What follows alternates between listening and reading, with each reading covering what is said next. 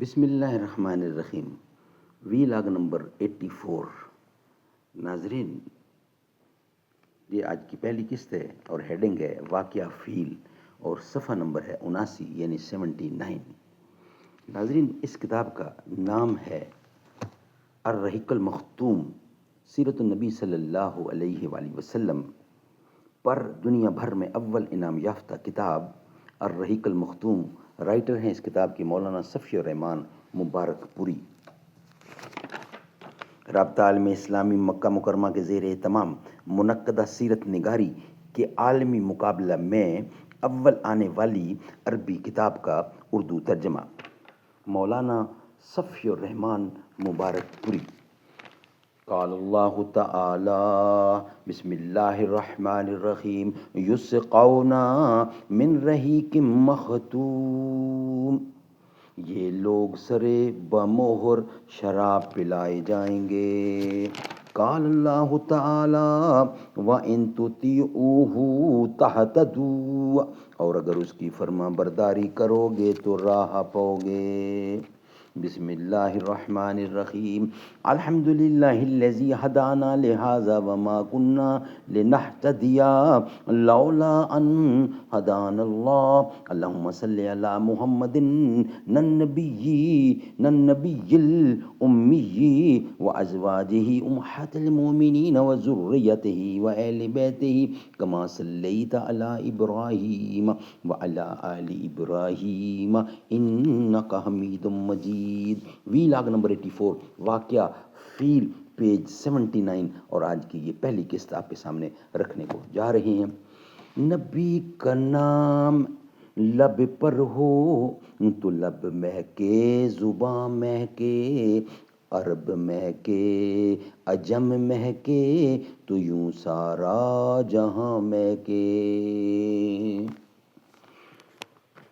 دوسرے واقعے کا خلاصہ یہ ہے کہ ابرہہ صبا حبشی نے، جو نجاشی بادشاہ حبش کی طرف سے یمن کا گورنر جنرل تھا، جب دیکھا کہ اہل عرب خانہ کعبہ کا حج کرتے ہیں تو صنعاء میں ایک بہت بڑا کلیسا تعمیر کیا گیا اور چاہا کہ عرب کا حج اسی کی طرف پھیر دے، مگر جب اس کی خبر بنو کنانہ کے ایک آدمی کو ہوئی تو اس نے رات کے وقت کلیسا کے اندر گھس کر اس کے قبلے پر پائخانہ پوت دیا، یعنی پخانہ پوت دیا۔ ابرا کو پتہ چلا تو سخت برہم ہوا اور 60,000 کا ایک لشکر جرار لے کر کعبے کو ڈھانے کے لیے، گرانے کے لیے نکل کھڑا ہوا۔ اس نے اپنے لیے ایک زبردست ہاتھی بھی منتخب کیا۔ لشکر میں کل 9 یا 13 ہاتھی تھے۔ ابرہہ یمن سے یلغار کرتا ہوا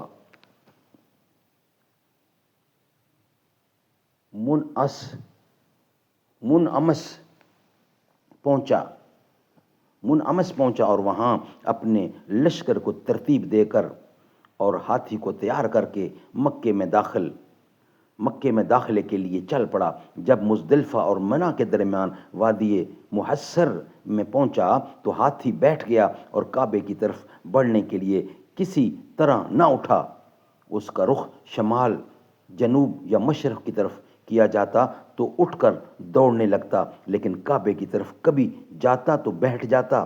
اسی دوران اللہ نے چڑیوں کا ایک جھنڈ بھیج دیا جس نے لشکر پر ٹھیکری جیسے پتھر گرائے اور اللہ نے اسی سے انہیں کھائے ہوئے بھس کی طرح بنا دیا۔ یہ چڑیاں ابابیل اور کمری جیسی تھیں۔ ہر چڑیا کے پاس 3 کنکریاں تھیں، ایک چونچ میں اور 2 پنجوں میں۔